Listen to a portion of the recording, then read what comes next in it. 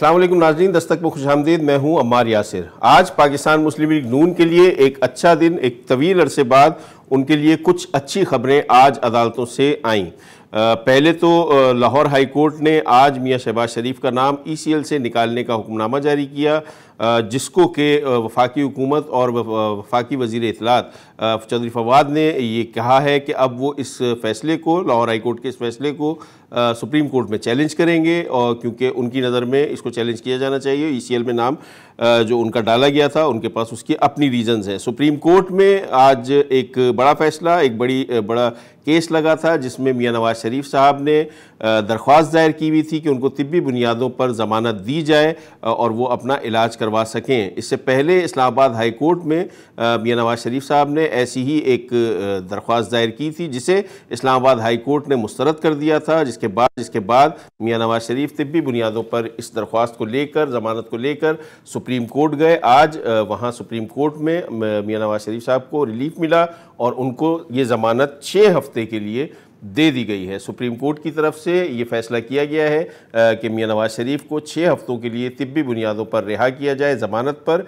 साथ ही ये पाबंदी भी लगाई गई है कि मियां नवाज शरीफ इन 6 हफ्तों में बैरून मुल्क नहीं जा सकेंगे, और 6 हफ्तों की ज़मानत मुकम्मल होने के बाद वो इससे वापस आके ख़ुद गिरफ़्तारी दे देंगे, अपनी गिरफ़्तारी ख़ुद पेश करेंगे। मियां नवाज शरीफ की सेहत के हवाले से मुस्लिम लीग नून और उनके अहल खाना में, खुसूसन उनकी साहबजादी मरियम नवाज़ के बहुत तहफ़्फ़ुज़ात थे। आए रोज़ उनकी तरफ से ट्वीट्स के ज़रिए इस बात का इजहार किया जाता था कि मियां नवाज शरीफ की तबीयत ख़राब है। हुकूमत की जानिब से कई दफ़ा ये कहा गया कि मियां नवाज शरीफ का इलाज पाकिस्तान में मौजूद किसी भी अस्पताल से, जहाँ से वो चाहें, वो करवाया जा सकता है। लेकिन मियां नवाज शरीफ साहब के हवाले से ये कहा गया, ये ख़बरें आईं कि उन्होंने इलाज कराने से इनकार कर दिया है और उनका कहना ये है कि जब उनको ज़मानत दी जाएगी, वो उसके बाद, उस ज़मानत मिलने के बाद वो फिर इलाज करवाएंगे। हुकूमत की मर्ज़ी से और हुकूमत के रवैये की वजह से मियां नवाज शरीफ साहब ने एहतजाजन इलाज नहीं करवाया। मियां साहब दिल के और गुर्दों के अमराज में मुब्तला हैं। इस हवाले से हुकूमत ने 2 बार उनको अस्पताल मुंतकिल किया, जहां उनके टेस्ट हुए, लेकिन मियां नवाज शरीफ और उनके अहल खाना उन टेस्टों से या उस जो इलाज का जो मामला था उससे मियां नवाज शरीफ साहब कुछ और उनकी फैमिली सेटिस्फाइड नहीं थे, जिसकी वजह से उनको वापस फिर उनको कोट लखपत जेल मुंतकिल कर दिया गया। और फिर मियां साहब की तरफ से लाहौर इस्लामाबाद हाई कोर्ट में ये दरख्वास्त दी गई और आज सुप्रीम कोर्ट में तिब्बी बुनियादों पर उनकी ज़मानत मंजूर कर ली गई है। हुकूमत की तरफ से ये तबसरा किया गया, जो हुकूमती एक वज़ीर हैं ज़रताज गुल साहिबा, उन्होंने ये कहा कि अब मुस्लिम लीग नून के पास कोई जवाज़ नहीं है और अब वो जहाँ चाहें इलाज करवा सकते हैं मियां नवाज शरीफ साहब। इसमें कई कानूनी मामलात भी हैं इस फ़ैसले के अंदर कि आया ये फ़ैसला, अब जो 6 हफ्ते की ज़मानत दी गई है, क्या मियां नवाज शरीफ साहब, जिन पे ये पाबंदी इस फ़ैसले के तहत लगाई गई है कि वो बैरून मुल्क इन 6 हफ्तों में बैरून मुल्क जाने नहीं जा सकेंगे, उन पर पाबंदी होगी और वो मुल्क के अंदर रहते हुए किसी भी डॉक्टर से और किसी भी अस्पताल से जहाँ से वो चाहें इलाज करवा सकते हैं। वो इलाज करवाना चाहें तो वो करवा सकते हैं कहीं से भी, लेकिन इन 6 हफ्तों में बैरून मुल्क उनको जाने की इजाज़त नहीं होगी। तो क्या मियां नवाज शरीफ अगर बैरून मुल्क जाना चाहते हैं तो क्या वो इसके लिए अलहदा दरख्वास्त दायर करेंगे? पाकिस्तान मुस्लिम लीग नून के कई रहनुमा आज मौजूद थे अदालत में। शाहिद खाकान अब्बासी साहब भी मौजूद थे।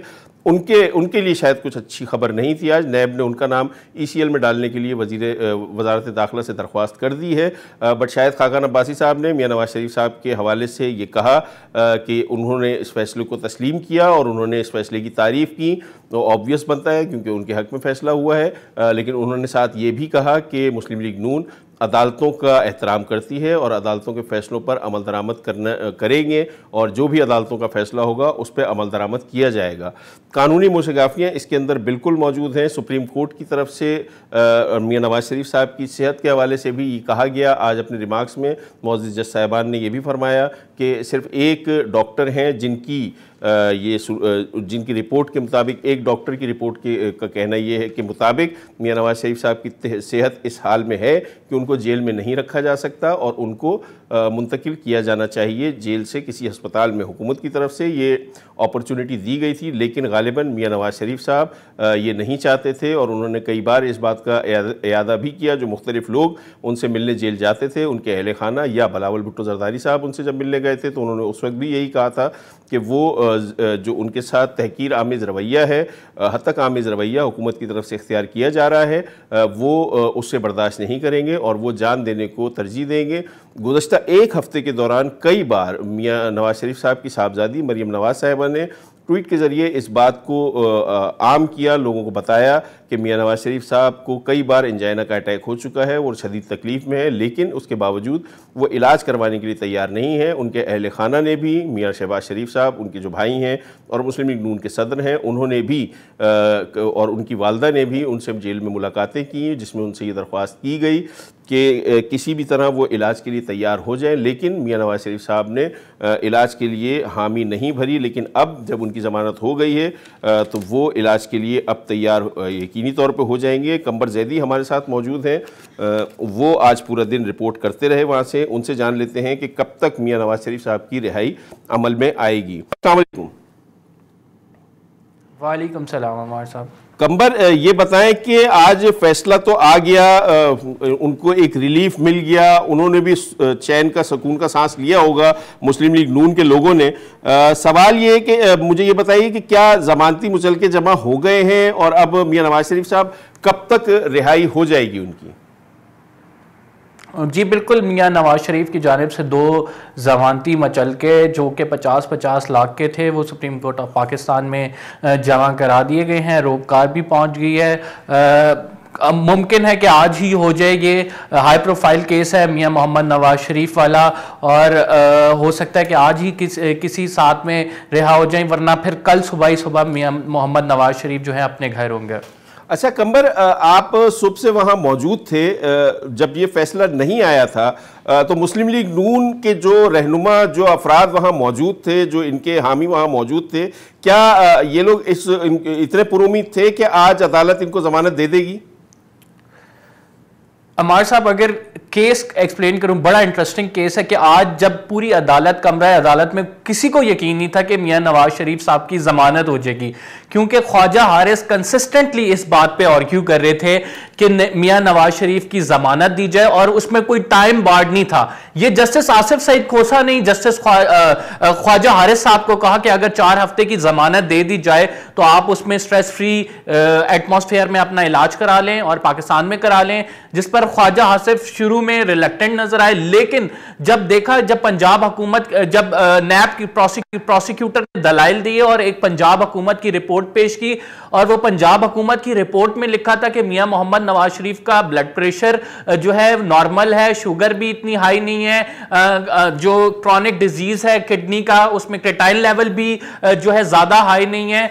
और इसके साथ साथ उन्होंने बताया कि मियां मोहम्मद नवाज शरीफ की मॉनिटरिंग पे 24 घंटे के लिए एक डॉक्टर, लाहौर का बेहतरीन डॉक्टर उनकी जो है निगरानी कर रहा है। इसके साथ साथ ना सिर्फ किडनी का बल्कि हार्ट स्पेशलिस्ट भी उनके साथ है जो 24 घंटे उनकी सेहत पर नजर रखे हुए। तो जस्टिस आसिफ सईद खोसा के एक्सप्रेशन बदले और ख्वाजा हारिस जो है उन्होंने वहां से बड़ा स्मार्टली प्ले किया और उन्होंने कहा मैं 1 मिनट चाहता हूं अदालत का।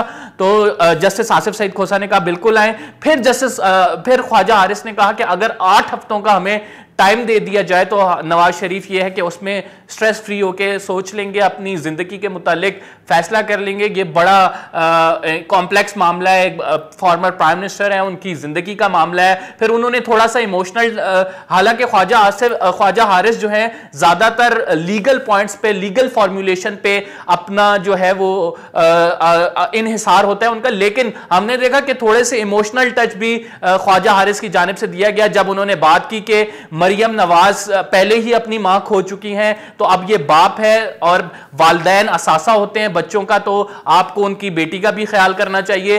तो इस पर 1 मिनट के लिए अदालत में खामोशी छा गई। और इसके बाद फिर जस्टिस आसिफ सईद खोसा ने अपने साथ जो जजेस बैठे हुए थे उनके कान में 1-2 बातें की। फिर जस्टिस आसिफ सईद खोसा कहते हैं कि हम जो हैं जजेस जा रहे हैं, कुछ मुशावरत करेंगे और उसके बाद शवाहिद को देखेंगे, फिर आके इसका फैसला सुनाएंगे। यहां पे ये बताना भी जरूरी है कि 12:30 बजे इस केस को जो है फैसला महफूज किया गया और जस्टिस आसिफ सईद खोसा ने कहा कि 1:15 पे हम ये फैसला आके सुनाएंगे, लेकिन 1:45 बजे जजेस फिर आए और उनकी जानिब से 6 हफ्तों की मियां मोहम्मद नवाज शरीफ को जमानत दी गई और वो 50 लाख मचलकों के एवज। लेकिन उस जमानत में अब जो है तमाम तर इलाज मियां मोहम्मद नवाज शरीफ पाकिस्तान में कराएंगे। जस्टिस आसिफ सईद खोसा की जानिब से पहले भी ऑब्जर्वेशंस ये दी गई कि पाकिस्तान में स्टेट ऑफ द आर्ट अस्पताल मौजूद हैं, यहां पे आपके पास बेहतरीन डॉक्टर मौजूद हैं जो फॉरेन क्वालिफाइड हैं, हर किस्म का हर मर्ज का इलाज कर सकते हैं। और वही डिसीजन हमने देखा कि सामने आया, बड़ा ही आप कह सकते हैं मैयत डिसीजन,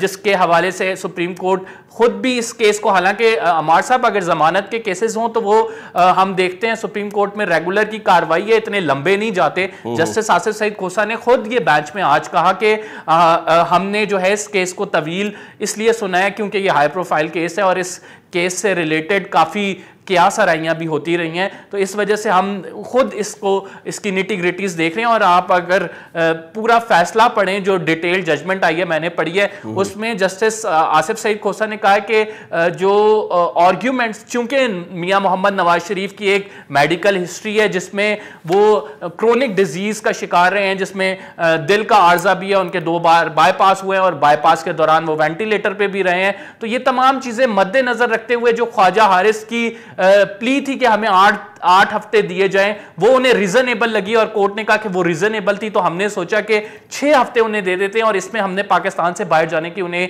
इजाजत नहीं दी है। लेकिन इन 6 हफ्तों बाद जो है वॉलंटियरली मियां मोहम्मद नवाज शरीफ वापस जेल आ जाएंगे। अगर इन केस वो नहीं अपनी गिरफ्तारी देते तो फिर सुप्रीम कोर्ट के वाज़े अहकामात हैं कि उन्हें गिरफ्तार कर लिया। अच्छा कमर, क्या ये उस फैसले में कोई इस तरह की बात है कि 6 हफ्ते मुकम्मल होने से पहले या 5वें हफ्ते में मियां साहब की तरफ से जमानत में तौसी की कोई दरख्वास्त आ जाए, या मियां साहब के इलाज को ही मद्देनजर रखते हुए कि उनके इलाज का एक प्रोसेस अगर शुरू हो जाए और वो 6 हफ्तों से ज्यादा हो तो फिर क्या तौसी के लिए दरख्वास्त दोबारा दायर की जा सकती है? जी अमार साहब, इसमें फैसला बहुत क्लियर है और बहुत वाज़ेह है और उसमें लिखा हुआ है कि अगर इस दौरान मियां मोहम्मद नवाज शरीफ का इलाज नहीं होता या फिर वो दोबारा जमानत में तौसी के लिए रुजू करना चाहते हैं तो वो मुतलका फोरम से, यानी इस्लामाबाद हाई कोर्ट से रुजू या लाहौर हाई कोर्ट से रुजू कर सकते हैं। सुप्रीम कोर्ट में उनकी ये प्ली नहीं सुनी जाएगी। बाकायदा तौर पर वाज़ेह हदायत सुप्रीम कोर्ट की जानिब से दी गई हैं कि इन केस इस 6 हफ्ते के दौरान अगर जो मुल्जिम है वो ये समझता है कि उसे जमानत में तौसी की दरख्वास्त या दोबारा जमानत की दरखास्त दायर करनी है, उसका इलाज मुकम्मल नहीं होता या इस दौरान कोई अनफॉर्चुनेटली मिसहैप हो जाता है या उनकी तबीयत ज्यादा खराब हो जाती है, डॉक्टर्स कहते हैं कि उन्हें अस्पताल में रखना है, तो इस सूरत में वो फिर दोबारा हाई कोर्ट से रुजू करेंगे। और हाई कोर्ट से अमार साहब आपको पता है कि उनकी पहले एक दफा जो है यही जमानत की दरखास्त रिजेक्ट हो गई थी, अब सुप्रीम कोर्ट आई थी, सुप्रीम कोर्ट से 6 हफ्तों का अलबत्ता रिलीफ उन्हें मिल गया। अच्छा कमर, ये बताएं कि मियां साहब की सजा अपनी जगह पे बरकरार है, ये तिब्बी बुनियादों पर उनको रिलीफ मिला है। अब इन 6 हफ्तों में क्या मियां साहब इस्लामाबाद हाई कोर्ट में जो उनकी एक दरख्वास्त दायर है सजा मुअत्तली के हवाले से, वो अगर उसका कोई फैसला आ जाता है तो फिर क्या वो रहेगा? जी अमार साहब, ये आज सुप्रीम कोर्ट ऑफ पाकिस्तान में भी ये डिस्कस हुई है बात, और ये जस्टिस आसिफ सईद खोसा ने सवाल उठाया कि अगर आपकी अपील जो पेंडिंग है इस्लामाबाद हाई कोर्ट में उस पर समाअत होती है और उसका फैसला आ जाता है और अगर गॉड फॉरबिड आपके खिलाफ ये फैसला आता है तो उस सूरत हाल में क्या करेंगे, जमानत का क्या फायदा? जिस पर ख्वाजा हारिस ने बड़ा टेक्निकली इसका जवाब दिया और उन्होंने कहा देखें जी 400 से जायद सफ़ात, 4000 से जायद सफ़ात है जो कि पढ़ के मैंने लीगल फॉर्मुलेशन बनानी है और उस पर आर्ग्यूमेंट करने हैं, और मेरा 45 साल से जायद तजर्बा है इन तमाम मामलात में। आप बाखूबी जानते हैं कि वो केस इतनी जल्दी कॉन्क्लूड नहीं होगा। अगर अभी तो 2 हफ्ते हैं उस दरखास्त के लगने में, अगर वो दरखास्त लग भी जाती है तब भी मैं ये समझता हूं कि मैंने उस केस को सारा लड़ना है। मुझे नहीं होता नजर आता कि मैं तमाम तरफ अपने आर्ग्यूमेंट्स जो है वो बना सकूंगा। और साथ साथ उन्होंने ये भी कह दिया कि इस मामले में इतनी जल्दी क्या है, मुल्जिम को एक्यूज जो है फेवरेट चाइल्ड होता है कोर्ट का, उसको बाकायदा तौर पर भरपूर टाइम देना चाहिए अपने आप को इनोसेंट प्रूफ करने के लिए। इस पर जस्टिस आसिफ सईद खोसा ये बाकायदा तौर पर बात मान भी गए और इसके बाद फिर दूसरी बहस चल पड़ी थी। अच्छा कमर, ये बताइएगा कि आज जो तफसीली फैसला भी आया है, ये बताइएगा कि क्या वहां पे इस तरह का कोई डिस्कशन हुआ कि कोई और कैदी अगर इस तरह की तिब्बी बुनियादों पर दरख्वास्त करता है आइंदा मुस्तकबिल में, तो क्या इस स्पेसिफिक केस को एज ए प्रेसिडेंट मिसाल के तौर पर पेश किया जा सकता है किसी और केस में?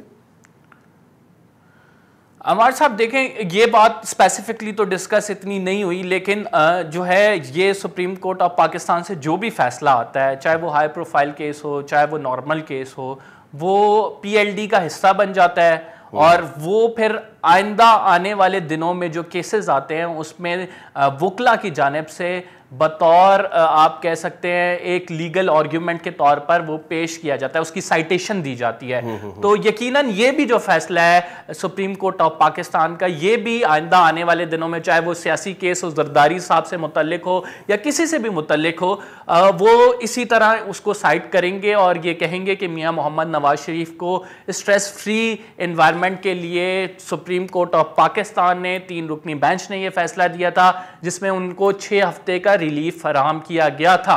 इस बुनियाद पर हम भी रिलीफ आपसे मांग रहे हैं। तो ये आइंदा आने वाले दिनों में कोर्ट किया जाएगा। इससे अलबत्ता कॉन्ट्रेरी जो एक बात सुप्रीम कोर्ट ऑफ पाकिस्तान में हुई, वो जस्टिस आसिफ सईद खोसा ने कहा कि क्या कोई ऐसा फैसला मौजूद है जिसमें एक मुल्जिम जो कि अपनी सजा काट रहा हो और वो तिब्बी बुनियादों पर रिहा भी हो, फिर उसका ECL से नाम निकाला जाए और फिर वो बाहर जाके अपना इलाज कराए, जिस पर ख्वाजा हारिस की जानिब से कहा कि मंजूर वट्टू का एक केस है इससे सिमिलर, लेकिन जस्टिस आसिफ सईद खोसा उस पर कन्विंस होते हुए हमें नजर नहीं आए। और जस्टिस आसिफ सईद खोसा ने कहा कि अगर ये प्रेसिडेंट सेट कर दिया जाए तो नैब में तो इतने मुल्जिमान की तहकीक कर रही है, तो हर मुल्जिम की यही आरजू होगी। और साथ साथ ये भी कहा कि जो भी केस फेस कर रहा होता है उसे एक स्ट्रेस और इसे एक प्रेशर तो होता है, और 2019 का सबसे बड़ा मसला ये प्रेशर है और ये स्ट्रेस। अच्छा कमर, बस मुख्तसरन मुझे ये बता दीजिएगा, मुझे ब्रेक पे जाना है, मुख्तसरन ये फरमा दीजिएगा कि क्या मियां साहब अगर कोई डॉक्टर की रिपोर्ट पेश करते हैं अदालत में और वो बैरून मुल्क जाने और डॉक्टर ये कहता है, रिकमेंड करता है उनका कि उनका इलाज बैरून मुल्क होगा, तो क्या उसके लिए वो दरखास्त देने के मजाज हैं इन 6 हफ्तों में?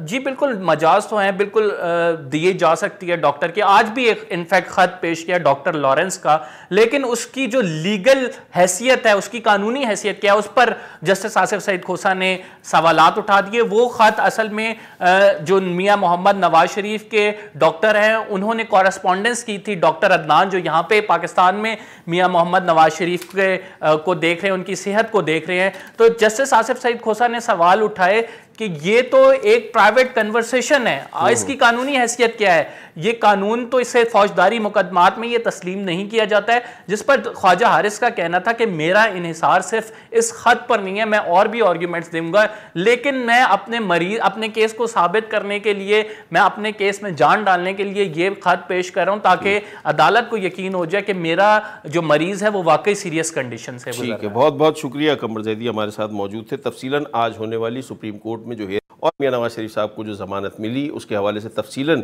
अदालती फैसले पे रोशनी डाल रहे थे और उसको उन्होंने हमें बयान किया। एक ब्रेक प्रोग्राम में शामिल करते हैं नाज़रीन, ब्रेक के बाद दोबारा हाजिर होते हैं।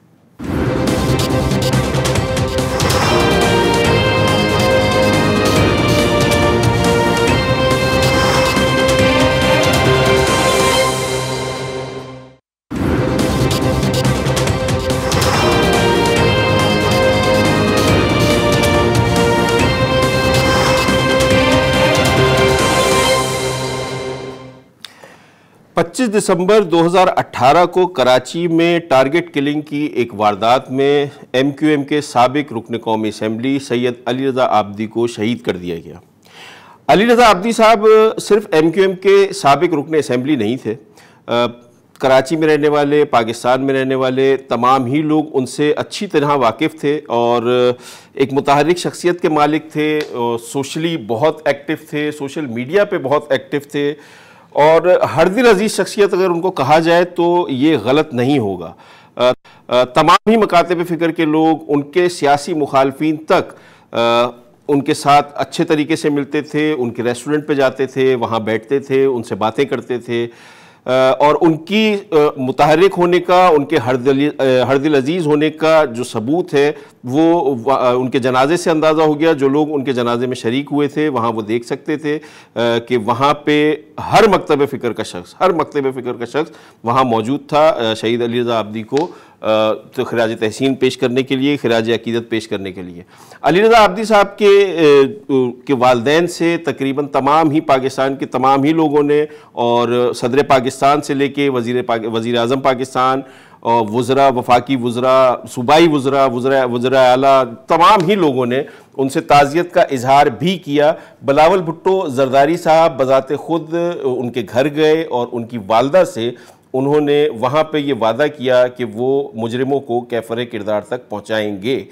लेकिन अब तक क्या मुजरिम गिरफ़्तार हुए, इस कत्ल के मुजरिम गिरफ़्तार हुए या नहीं हुए? केस कहाँ तक पहुँचा, तहकीकात कहाँ तक पहुँची, क्या उनके वालदैन इन तहकीकात से, इस तफ्तीश से जो पुलिस कर रही है मुतमईन हैं या नहीं हैं? अखलाक हुसैन आब्दी साहब, शहीद अली रज़ा आब्दी के वालिद, हमारे साथ इस वक्त मौजूद हैं। उनसे जान लेते हैं, उनसे बात करते हैं। अखलाक हुसैन आब्दी साहब, वालेकुम अस्सलाम। सर ये फरमाइएगा कि नुकसान तो बहुत बड़ा है, बहरहाल इसकी जब तक ज़िंदगी है उस वक्त तक ये नुकसान है। 3 माह बीत चुके हैं। आपने इस हवाले से ट्वीट भी किया बिलावल भुट्टो ज़रदारी साहब को मुखातिब करके। अभी तक की जो तहकीकात है, जो तफ्तीश है, आप किस हद तक मुतमईन हैं उससे? देखिए, इत्मीनान तो उस वक्त होगा जब कातिल पकड़े जाएंगे। अभी तक की जो प्रोग्रेस है वो तकरीबन आप कह सकते हैं कि ये प्रोग्रेस तो मर्डर के, शहादत के अगले उसी दिन ही हो गई थी। यानी जब उन्होंने कहा था कि इनके गोलियों के जो फोरेंसिक है शोल के, वो एक ऐसे पिस्तौल से मिले थे जो पिस्तौल लालूखेत में किसी और कत्ल में इस्तेमाल हुआ था। और वो उस हिंट को लेकर इन्होंने उन लोगों को खारदर में जो बुकी वगैरह काम करते थे, तो वहाँ पे जब छापे वापे लगाए तो इनको कुछ लड़के मिल गए जिन्होंने इनको ये बताया कि ये जो कत्ल है ये एक मंसूबा साजी के तहत हुआ है। जैसे कि आपने नवीद ख्वाजा साहब की प्रेस कॉन्फ्रेंस देखी होगी, तो जो 4 लड़के इन्होंने पकड़े हुए हैं उन्होंने पूरी इस केस की तफसील बताई कि उनमें से एक बंदा जो है वो फारूक नाम का, उसका भाई मुस्तफ़ा कालीचरण जो है वो हैंडलर था इसका केस इसका, और लेकिन वो मफरूर है। इसी तरह से जिसने शूटिंग की थी उसका नाम बिलाल है, वो भी मफरूर है। जो गाड़ी चला रहा था हसनैन, वो भी मफरूर है। तो जो 4 लोग पकड़े हैं इन्होंने, वो लोग हैं जो ये बताते हैं कि इन्होंने ये कत्ल किया था, और फिर उन्होंने पिस्तौल को के मूवमेंट में, ट्रांसपोर्टेशन में मदद की थी, और पैसे जो 8 लाख रुपए उन्हें किसी ने दिए थे वो जाकर लेकर आए थे ये। तो ये 4 बंदे जो हैं वो इस बात को तो कबूल करते हैं, लेकिन मुझे नहीं पता कि वो इनकी इस जुर्म की कितनी सीवियरिटी होगी, और क्या इन लोगों को पकड़ने के बाद आज इतने अरसा हो गया तो अभी तक हम और लोगों तक क्यों नहीं पहुंच पाए। इसी चीज़ को देखते हुए मैंने कल ट्वीट किया था जिसका आपने जिक्र किया, बिलावल भुट्टो ज़रदारी साहब का, जो कह सकते हैं कि सिंध के बेताज बादशाह तो हैं वो, क्योंकि सिंध में इनकी 11 साल से हुकूमत है। बिल्कुल। और सारी पुलिस इनके अंडर में आती है, ये केस भी CTD हैंडल कर रहा है। तो इसीलिए मैंने ये फरियाद कल उनसे की थी कि भाई आप आए थे, आपने आके कहा था कि जी हम इसको करेंगे और जुडिशल कमीशन भी बनाएंगे और उसको हल करेंगे, लेकिन हमें तो कोई नज़र नहीं आ रहा कि इन्होंने उसके बाद कोई इंटरेस्ट लिया। तो उस चीज़ को रिमाइंड कराने के लिए कल मैंने ये ट्वीट किया था उनसे, वरना ये तो मुझे पता है कि कुछ और इदारे हैं जिन्होंने काफ़ी इसमें दिलचस्पी ली है और लेने के बाद ये लोग पकड़े हैं। लेकिन जैसा मैंने कहा ना कि ये इनके जुर्म की नौइयत किस हद तक है, ये कितना इनको सज़ा हो सकती है, लेकिन असल तो उसी वक्त होगा ना जब वो लोग पकड़े जाएं जिन्होंने इस जुर्म का इर्तिकाब किया, और सबसे ज़्यादा वो लोग जिन्होंने ये करवाया है, क्योंकि ये इसके साथ ये भी कह रहे हैं कि इसकी सुपारी दी गई, इसको किसी और साहब ने कराया गया। अच्छा, जैसे कि आपने अपने प्रीएम्बल में फरमाया, अली रज़ा आब्दी की ना तो किसी से दुश्मनी थी और वो हरदिल अजीज़ किस्म की शख्सियत थी। ये ज़रूर मैं मानता हूँ कि उसकी अपनी पार्टी में, जहाँ से उसने बहादुराबाद से इलेक्शन लड़ा था, वहाँ पे बहुत सारे लोग थे जो उसको नहीं पसंद करते थे, और इसीलिए उन्होंने उसको ज़मीनी में टिकट नहीं दिया, जिसकी वजह से उसका उनसे दिल टूट गया था, और इसी वजूहात की वजह से उसने पार्टी से इस्तीफ़ा दे दिया था। और एक्चुअली जिस वक्त ये सब कुछ हुआ है, उस वक्त वो हकीकतन किसी भी पार्टी में नहीं था, और उसके लिए हर पार्टी जो थी अपना दरवाज़ा खोल के बैठी हुई थी। यहाँ पे मेरे पास कौन नहीं आया, पीपल पार्टी वाले आए, मुस्लिम लीग नून वाले आए, और आप इवन पीटीआई के बहुत सारे लोगों ने कोशिश की कि अली रज़ा किसी तरह उनके साथ ज्वाइन कर ले, क्योंकि वो एक अच्छा फेस था। तो दुश्मनी तो उसकी इन लोगों से किसी से नहीं थी। जहाँ तक पीएसपी का ताल्लुक़ है, आपको पता है कि वो उनके ख़िलाफ़ क्रिटिसाइज़ किया करता था, क्योंकि वो उनका किरदार उसे पसंद नहीं था। मगर अगर कोई ये कहे कि वो लंदन वालों के साथ था या लंदन वाले कहें वो हमारे साथ था, वो बिल्कुल गलत बात है। ऐसी बात नहीं थी, क्योंकि हमें पता है कराची के अंदर इस वक्त आप लंदन के साथ हो ही नहीं सकते, और वो इतना शिराजा बिखर चुका है इन चीज़ों का कि आप अपनी अलायंस को जो है वो किसी के साथ रख नहीं सकते थे। वो एक अलग बात है कि जो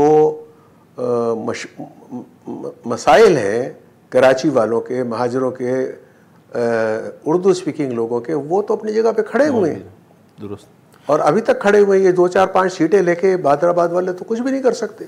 अच्छा, आब्दी साहब ये फरमाइएगा कि बिलावल भुट्टो जरदारी साहब तशरीफ जब आपके घर पे लेके आए थे, ताज़ियत के लिए आए थे, क्योंकि बिलावल भुट्टो जरदारी साहब के हवाले से ये भी एक बात है कि वो इस ट्रॉमा से गुजर चुके हैं, उनकी वालदा भी दहशतगर्दी का शिकार हुई थी, तो एक म्यूचुअल दुख होता है जो वहाँ पे जब वो तशरीफ लाए तो अली रज़ा आब्दी की वालदा से भी मिले, तो वहाँ क्या गुफ्तगू हुई थी, क्या उन्होंने यकीन दहानी कराई थी उनकी वालदा को, जिसका आपने जिक्र किया था, क्या वो यकीन दहानी थी?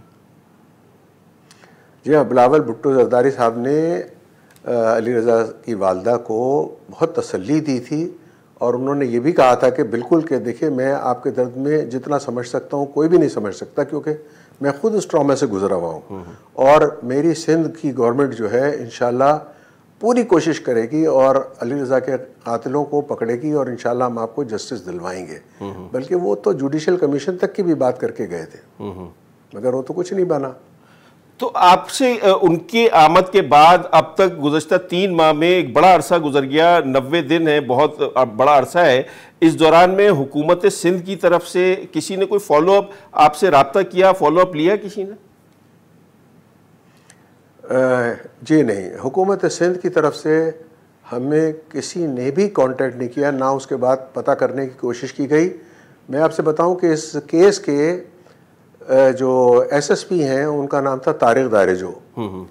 आप ये समझ लिए कि तारिक दारिजो साहब एक दफ़ा पीर मोहम्मद शाह के साथ मेरी फैक्ट्री ज़रूर आए थे, और उन्होंने कुछ लोगों से पूछगछ की थी, लेकिन उसके बाद मैं उनको ढूंढता रहा, और उन्होंने कहा जी मैं आज आता हूँ, मैं कल आता हूँ, मैं परसों आता हूँ, but that gentleman never came to me, और वो ही वाज द इन्वेस्टिगेटिंग ऑफिसर। मेरी नहीं समझ में आता कि उनका ये रवैया क्यों था, क्योंकि यही सिंध गवर्नमेंट थी। फिर मैंने इसकी शिकायत गवर्नर साहब को की, इमरान इस्माइल को, तो उन्होंने मेरे ख्याल में डॉक्टर अमीर शाह साहब से बात की, जो SSCCPO कराची हैं, तो उन्होंने मुझे अपने पास बुलाया, और उस दिन पीर मोहम्मद शाह साहब भी आए थे और उमर खत्ताब साहब भी आए थे। तो उन्होंने कहा भाई हमने केस जो है CTD को दे दिया। अच्छा, अब CTD वालों ने तो कुछ भी नहीं किया, मैं समझता हूँ अभी तक सिर्फ ये किया है कि अब वो केस को लेके चालान, चूँकि वो लोग उन्होंने पकड़े हुए थे तो उनको उन्होंने पेश किया, और उसके बाद अब चालान जो है वो ATC 11 के अंदर उन्होंने पेश कर दिया है। अब वो इन अनकंसर्न, बहुत ही मतलब ये कि उन ऐसे लोगों के साथ मिलके वो केस चलाया जाएगा, तो उस केस की जो नौयत होगी वो आपको खुद ही पता है कि कहाँ तक पहुँचेगा वो केस। अच्छा आबिद साहब, ये फरमाइएगा कि अली रज़ा आब्दी वैसे भी बहुत मुतहर्रिक थे, मीडिया में भी उनके बहुत अच्छे ताल्लुकात थे, मीडिया के लोगों से भी, हमारे प्रोग्राम में भी वो एक रोज़ कबल शरीक थे। आपसे ज़ाती हवालों से किसी ने कोई राब्ता किया, जो हुकूमती नुमाइंदा तो नहीं बट पीपल्स पार्टी के कई लोगों से उनके ज़ाती भी ताल्लुकात थे, तो किसी ने ज़ाती हैसियत में आपसे राब्ता किया, कोई हेल्प करने की बात की, कोई ये कहा कि अगर कोई मसला है तो आप हमें बताएं, कोई इस तरह के राब्ते कहीं किसी भी क्वार्टर से आपके साथ हुए? बिल्कुल, आप इसको ज़ीरो से मल्टीप्लाई कर सकते हैं। किसी ने नहीं किया कोई राब्ता, हालांकि वो उस हद तक तो है कि ताज़ियत के लिए सब आए, वक़ार मेहदी से लेके और सईद गनी से लेके सब लोग आए, ताज़ियत सब ने की, लेकिन ताज़ियत करने के बाद ऐसे गायब हो गए जैसे कि उनका इससे कोई ताल्लुक ही नहीं है, ना उन्होंने कुछ करके देना है इसको। और जो जमात उनको क्लेम करती थी, जो उनकी शहादत के बाद भी आपके पास आए, फारूक सत्तार साहब भी, किसी से भी कोई राब्ता नहीं हुआ, किसी ने कुछ आपके साथ राब्ता नहीं किया?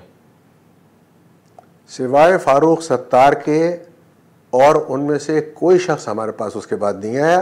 एक दफ़ा एक कैंडल विजाइल के अंदर फैसल सब्जवारी साहब से ज़रूर मुलाकात हुई थी, वरना ये जनाजे और स्वयं तक तो ज़रूर नज़र आए, उसके बाद इनमें से कोई नज़र नहीं। और 40वें में भी कुछ लोग आए थे, चंद लोग आए थे। अच्छा सर, ये फरमाइएगा कि अब आपने फरमाया कि आईओ से आपकी मुलाकात नहीं हो रही, तो क्या आपका कोई इरादा है कि आप इस हवाले से कोर्ट में कोई पिटीशन फाइल करें कि तहकीकात में तेज़ी लाई जाए, या आप अभी इंतज़ार करेंगे उन वादों के वफा होने का जो हुकूमती नुमाइंदों ने या बिलावल भुट्टो जरदारी ने आपके साथ किए हैं? नहीं, वो जो SSP उसके थे इन्वेस्टिगेशन के तारेदार, जो अब तो मेरे ख्याल में केस उनके पास है ही नहीं, अब तो ये केस CTD में चला गया। ठीक है। और वहाँ पे वो नवेद ख्वाजा साहब SSP हैं, उन्होंने भी अभी तक मेरे से मुलाकात नहीं की है, लेकिन एक टेलीफोन ज़रूर उनका आया था। और ज़्यादातर कांटेक्ट में उनके एक इंस्पेक्टर साहब हैं, वो अब कांटेक्ट में रहते हैं और उनसे बातचीत रहती है कि केस कब होगा। जब भी अभी केस उनका चालान जमा हो गया 28 तारीख को, सॉरी 18 तारीख को, और अब इसका इंतज़ार है कि ये केस चलेगा। ओके। लेकिन क्या चलेगा, वो जो लोग पकड़े गए हैं उनका तो मैंने बता दिया उनकी जुर्म की नौइयत क्या है, लेकिन जो असल मुजरिम है वो हैं जिन्होंने मारा है, और उससे ज़्यादा बड़ा मुजरिम वो है जिसने करवाया है काम। इनको ढूंढना इनका काम है, और वो अभी तक ढूंढे नहीं गए। और उनके लिए इनको चाहिए, अब ये कहते हैं कि जब केस चलेगा तो उनके वारंट गिरफ्तारी इशू होंगे, और जब वो इशू होंगे तो उसके साथ उनके जो एब्सकॉन्डर डिक्लेयर किया जाएगा, जब एब्सकॉन्डर डिक्लेयर किया जाएगा फिर उनकी हेड मनी रखी जाएगी। तो इसको इतने 3 महीने कर दिए इन्होंने, इसको करते करते अब तक तो वो भाग भूग गए होंगे, ये पता नहीं किधर होंगे। अल्लाह जानता है जिसने काम करवाया कि उसने उनको इधर उधर ना कर दिया हो। तो सर, आखिरी सवाल मैं आपसे ये करूँगा कि आप अब किसी से, मतलब कोई इदारा, पाकिस्तान के जो इदारे हैं उनमें से आप किसी से ये अपील करेंगे कि वो इस मामले को देखें, क्योंकि अली रज़ा आब्दी का मामला सिर्फ कराची का मामला नहीं है। आपका तो जाहिर सी बात है, इसमें कोई दो राय नहीं है कि आपका बड़ा नुकसान है, लेकिन वो इस शहर का भी नुकसान हुआ, वो इस मुल्क का भी नुकसान हुआ। जिस किस्म की उनकी शख्सियत थी, जो लोग उनसे वाकिफ़ हैं वो जानते हैं उनको, तो ये तो पूरे मुल्क का नुकसान हुआ, इस शहर का नुकसान हुआ। आप क्या किसी से कोई मुतालबा करना चाहेंगे सदर पाकिस्तान से, वज़ीर आज़म के, इस केस को थोड़ा सा तेज़ी के साथ उसको अपने अंजाम तक पहुंचाया जाए, जो कल्प्रिट्स हैं उनको फौरी तौर पर गिरफ्तार करने की कोई कोशिश की जाए? जी बिल्कुल, मेरी सदर पाकिस्तान अलवी साहब से भी गुजारिश है, दरख्वास्त है, और वो आए भी थे और मुझे जानते भी हैं। मैं उनके साथ पहले बहुत टीवी प्रोग्राम वगैरह किया करता था जब मैं खुद MNA था। तो लेकिन इमरान खान साहब की तरफ से ना में कोई टेलीफोन आया, ना उन्होंने अभी तक आने की जहमत गवारा की है। मगर बहरहाल चूँकि वो वज़ीर आज़म है इस मुल्क के, और वो कहते भी हैं कि ये नया पाकिस्तान है, तो भाई नए पाकिस्तान के अंदर कम से कम एक ऐसे पाकिस्तानी के कातिलों को तो आप गिरफ़्तार करें जो कहीं नहीं गए, पता लगा यही कि यही है। और और वो उनकी उम्रें भी इतनी कम है, कहते हैं 18-19 साल के लोग हैं, तो 18-19 साल के लोग कितने दिन छुप के रह सकते हैं। आप इनको एडवर्टाइज़ करें, इनके नाम पता है, इनकी आपके पास फ़ोटोज़ हैं, आप हर थाने में दें, आप कितने दिन गायब रहेंगे, ये मिल सकते हैं। लेकिन इस किस्म की कोई एफर्ट हमें नज़र नहीं आई अभी तक। तो ये दरख्वास्त है इन दोनों हजरात से जो इस मुल्क के इस वक्त सब कुछ है, कि एक ऐसे शख्स को जो आगे बढ़ के इस पाकिस्तान का बहुत बड़ा एक रहनुमा बन सकता था, जिसको रास्ते से हटा दिया गया, तो इसके असबाब को पता करें और ये देखें कि इसका बेनिफिशरी कौन है, और उसके बाद चाहे वो कोई भी हो, कहीं से ताल्लुक़ रखता हो, उसको पकड़ें और उसको सज़ा दें, और ऐसी सज़ा दें कि दोबारा इस किस्म का काम करने का कोई सोचे भी नहीं। उन्होंने हमारी तो फैमिली को बर्बाद कर दिया। बहुत बहुत शुक्रिया। अखलाक हुसैन आबदी साहब हमारे साथ मौजूद थे। तफसीलन अली रज़ा आबदी साहब के कथन से फरमा रहे थे कि अभी तक अब ये मामला CTD के पास है। 18 मार्च को चालान जमा करवाया जा चुका है ATC में, लेकिन जो मेन कल्प्रेट्स हैं जिन्होंने ये कार्रवाई की थी, जो इसके हैंडलर्स हैं, जो इसके पीछे हैं, जिनके अहकामात पे ये जुर्म हुआ, उनके हवाले से अभी तक कोई तफ्तीश आगे नहीं बढ़ी है। सिंध हुकूमत के हवाले से, बिलावल भुट्टो जरदारी साहब के हवाले से उन्होंने ये शिकायत की कि उनसे कोई राब्ता बिलावल भुट्टो जरदारी के उनके घर पे आने के बाद, जब वो ताज़ियत के लिए गए थे, उसके बाद से सिंध हुकूमत के किसी नुमाइंदे ने उनसे किसी किस्म का कोई राब्ता नहीं किया।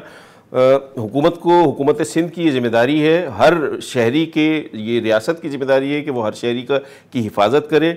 अली रज़ा आबदी कोई आम आदमी नहीं थे, वो बहुत मुतहर्रिक शख्सियत थे, उनसे लोग बहुत प्यार करते थे, और कई लोग हैं जो अब भी प्यार करते हैं और अभी भी उनके वालिदैन के साथ राब्ते में रहते हैं।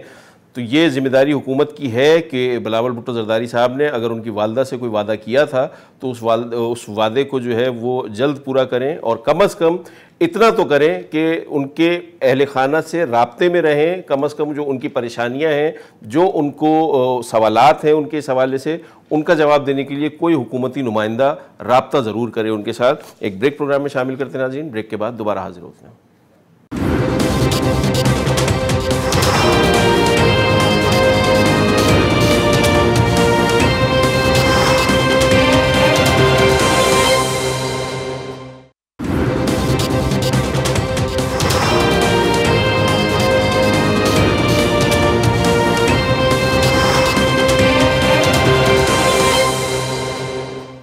बिलावल भुट्टो जरदारी साहब सियासी तौर पर एक बार फिर मुतहर्रिक हो गए हैं। आज उन्होंने कराची से अपने ट्रेन मार्च का आगाज़ किया जो लाड़काना तक जाएगा। 4 अप्रैल को भुट्टो साहब की बरसी है, उसमें जलसा होगा जहां पे बिलावल भुट्टो जरदारी साहब खिताब करेंगे। आज के ट्रेन मार्च ने मोहतरमा बेनज़ीर भुट्टो की याद दिला दी। याद इसलिए नहीं दिलाई कि वो बहुत ज़्यादा वहाँ पे मजमा इकट्ठा था, याद इसी बात पे आई कि जब मोहतरमा इस तरह के ट्रेन मार्च या मार्च करती थी तो उनके साथ आवाम का एक जमे गफ़ीर मौजूद होता था। वो आज वो जज्बा, वो जोश, वो उस हुजूम में कम नज़र आया। किसी हद तक वहाँ पे लोग थे, लेकिन उसका मुकाबला जो 1986 में या 1990 में या उसके बाद जितनी मोहतरमा ने जद्दोजहद की, उस दौरान उनके साथ जो आवाम का एक जमे गफ़ीर होता था, आज उसका गालिबन अशर अशीर भी बिलावल भुट्टो जरदारी साहब के साथ मौजूद नहीं था। लेकिन बहरहाल ये पहला मौका है 2008 के बाद कि जब पाकिस्तान पीपल्स पार्टी की तरफ से ये एक मुतहर्रिक काम शुरू किया गया। बिलावल भुट्टो जरदारी साहब अवामी राब्ता कर रहे हैं, डायरेक्टली आवाम के साथ राब्ता कर रहे हैं। ये पहला मौका है कि वो इस तरह निकले हैं। हमारे साथ मौजूद हैं इफ्तिखार अहमद साहब, सीनियर सहाफ़ी हैं, पाकिस्तान की सियासी तारीख पर गहरी नज़र उनकी है, उनसे जान लेते हैं। इफ्तिखार अहमद साहब, अस्सलाम वालेकुम। वालेकुम सलाम। इफ्तिखार अहमद साहब, आपका क्या ख्याल है कि क्या ये ट्रेन मार्च कामयाब होगा? जो उनके मकासद हैं वो हासिल करने में कामयाब होंगे? मैं उनके मकासद को तो नहीं जानता। अब बता ट्रेन मार्च के बारे में ये कहूँगा कोई खास बात तो नहीं होगी। ट्रेन मार्च वहाँ से गुजर रहा है जो उनके अपने कॉन्स्टिट्यूंसीज हैं, ये वो हल्के हैं जो हमेशा से उनके साथ रहे हैं और उनके पास रहे हैं इलेक्शंस के दौरान। तो वहाँ पे कोई तब्दीली तो आ नहीं सकती। एक बात अच्छी है अलबत्ता मैंने महसूस की कि अवाम जो अपने लीडर को देखना चाहते हैं करीब से, उनको एक मौका अलबत्ता बिलावल ने दिया है। ये लोग उनको देख सकें, उनकी मुस्कुराहट को, उनके शक्ल को, उनके रवैये को, उनके हाथ हिलाने के स्टाइल को। क्योंकि आसफ जरदारी ने तो सियासत की है, वो तो की है, वो जो गनमैन उसके साथ होते हैं, अंग्रेज जो स्नाइपर होते हैं, शूटर, वो तो किसी इंसान को भी करीब नहीं फटकने देते। क्या गरीबों की बात तो बहुत दूर की है। तो आज लोग जो देख रहे थे, जो स्टेशन पे भी मौजूद थे और जो थे वो लोअर मिडिल क्लास के लोग थे, तो उनको एक मौका मिल गया उसको करीब से देखने का, नौजवान को। ये बहुत बड़ी बात है। ये बेनज़ीर और ज़ुल्फ़िकार अली भुट्टो की रवायात में है कि वो इंसानों के इतने करीब चले जाते हैं, क्योंकि उसके बाद तो बंकर की पॉलिटिक्स कर रहे हैं ना ये लोग, आसिफ वगैरह। आप देखें वो किसी आम जगह पे भी जाते हैं तो उनके साथ 8 या 9 आदमी होते हैं जिनके कानों में टूटियां लगी होती हैं। आप टूटियां वाज़े तौर पर देख सकते हैं, वो टूटियां, तो वो तो किसी को करीब फटकने भी नहीं देते ना। तो ये इंसानों को कम से कम इसने देखा और इंसानों ने इसको देखा, ये एक पॉजिटिव चीज है मेरे नजदीक। अच्छा इफ्तिखार साहब, क्या गुज़श्ता 10 साल से जो पीपल्स पार्टी है वो अवामी सियासत से अमली तौर पर हमें किनारा कश नज़र आती है, जिसका नतीजा उन्होंने दीगर 3 सूबों में देख लिया? आप समझते हैं कि इस ट्रेन मार्च के ज़रिए बिलावल भुट्टो जरदारी जो पीपल्स पार्टी की कोर जो एक आइडियोलॉजी थी उसको दोबारा ज़िंदा करने की कोशिश कर रहे हैं, अपनी वालदा के नक्शे कदम पर चलने की कोशिश कर रहे हैं और चाह रहे हैं कि किसी तरह अवाम मुतहर्रिक हो और पीपल्स पार्टी एक बार फिर उसी तरह जिंदा हो जाए जैसे माजी में थी? देखिए जी, मैं पाकिस्तान पीपल्स पार्टी के फाउंडर मेंबर्स में से हूँ। जब मैं 16-17 साल का था, then I join this party. अब साधारण मेरी ख्वाहिश तो यही होगी ना जी, ये पार्टी वापस आए, लेकिन ये पार्टी वापस आ नहीं सकती इस बैगेज के साथ। जो बैगेज है, जो पार्टी वो थी जिसकी तस्करा आप सब लोग करते हैं, जिसको ये बेचते हैं मार्केट में जाके, ज़ुल्फ़िकार अली भुट्टो के नाम को और बेनज़ीर के नाम को जो फरोख्त करते हैं। ना तो ज़ुल्फ़िकार अली भुट्टो एक करप्ट आदमी था, ना उसके गैर मुमालिक में बंगले थे, जायदादें थी, ना उसके बैंक अकाउंटों में इतना पैसा था, ना उसके नहीं बल्कि उसके साथियों के साथ। आप मुमताज़ भुट्टो को देख लें, आप मरहूम गुलाम मुस्तफ़ा जतोई को देख लें, मरहूम अब्दुल कटपर को देख लें, कराची शहर के नौजवान हनी सोल्जर को देख लें, मरहूम को, उसको देख लें। आप नीचे चलते आए, आप बात जिसका भी नाम ले, मैं आपको चैलेंज करता हूँ कि किसी उनकी एक पैसे एक ढेले की भी करप्शन को साबित कर। क्या वो इक़्तिदार में नहीं रहे? क्या उनके पास ताकत नहीं थी? क्या उनके पास दक्षत करने के इख्तियारात नहीं थे? उनके पास सब कुछ था, लेकिन उनके पास एक मकसदियत थी। आप उस मकसद से इतराज कर सकते हैं, इख्तिलाफ कर सकते हैं, लेकिन वो मकसद के लिए लड़ रहे थे। यानी जो पार्टी पीपल्स पार्टी 1977 के क्राइसिस में इलेक्शन जब जीत के आई, जब उस पर इल्जाम लग रहा था कि उसने धांधली की, उसने सेकंड लैंड रिफॉर्म फिर कर दी। ये है कमिटमेंट। और बेनज़ीर ने तमाम तर मुश्किलात के बावजूद, जो आखिरी उनका जो दौरा है पाकिस्तान का जिसमें उनको शहादत मिलती है, फिर वो बात कर रही थी गरीब आवाम की रोटी और कपड़े की। जब वो बात करती थी गरीब आवाम की रोटी और कपड़े की, तो लोग समझते थे उस पर उनको ईमान था। इनकी बात पर किसको ईमान है? जो रहते बंकर्स में हों, जिनके साथ टूटियों वाले गनमैन फिरते हों। क्या ये खतरा ज़ुल्फ़िकार अली भुट्टो को नहीं था? क्या वो पाकिस्तान का प्राइम मिनिस्टर नहीं था? क्या उसके लिए ब्लू बुक में सिक्योरिटी नहीं लिखी थी कि ब्लू बुक इनके लिए बन गई थी कल आके? देखिए, बहुत सारी ऐसी बातें हैं जिसकी वजह से पीपल्स पार्टी तबाह हो गई, और इस तबाही की जिम्मेदारी मौजूदा पीपल्स पार्टी की क़यादत और उसके खुशामदी चमचों पर होती है। किसी की जरूरत नहीं है उसके मुंह पे कह के तुमने हमारी ये पार्टी तबाह कर दी है, और ये पार्टी दोबारा अब रिवाइव करनी बहुत मुश्किल है। अच्छा सर, बस आखिर में मुझे ये फरमा दीजिएगा कि ये जो ट्रेन मार्च है, हुकूमती अफराद जो हैं, जो वज़रा हैं, वो ये इल्ज़ाम लगा रहे हैं कि ये सब तगदो करप्शन के इल्ज़ामात और एहतसाब के सख्त शिकंजे से बचने की कोशिश है। क्या आप समझते हैं कि बिलावल भुट्टो जरदारी अपने वालिद का बैगेज उठाने के लिए तैयार हैं? आइंदा आने वाले दिनों में सियासत वो इसी उस पर करेंगे? देखिए जी, अगर तो वो बैगेज उठाएगा, he will be finished with in a very short time. ये बात ठीक है कि फ्यूचर जो है वो ना आसिफ का है, ना नवाज का है, ना इमरान खान का है, इनमें से किसी का नहीं है, because of the age factor, because of the age factor. ठीक। नेक्स्ट इलेक्शन में ये बहुत और बुरे हो चुके होंगे, तो नेक्स्ट इलेक्शन में जो फेसेस आने हैं वो नौजवान ही आने हैं, जिसमें Bilawal is one of them from Sindh से, और बहुत नौजवान फेसेस आने हैं। इस तरह पंजाब में अपना मरियम है, पंजाब में भी बहुत सारे नए नौजवान फेसेस आएंगे, खैबर पख्तूनख्वा से आएंगे और बलूचिस्तान से आएंगे। नेक्स्ट जो इलेक्शन है वो नौजवानों का इलेक्शन होगा, क्योंकि जो मेजोरिटी ऑफ द वोटर है वो बहुत ज्यादा नौजवान होंगे। तो ये तो वैसे नहीं है, अगर बिलावल ने बैगेज न छोड़ा तो बिलावल अपने लिए प्रॉब्लम पैदा करेगा, बिल्कुल अपने लिए मुश्किल पैदा करेगा।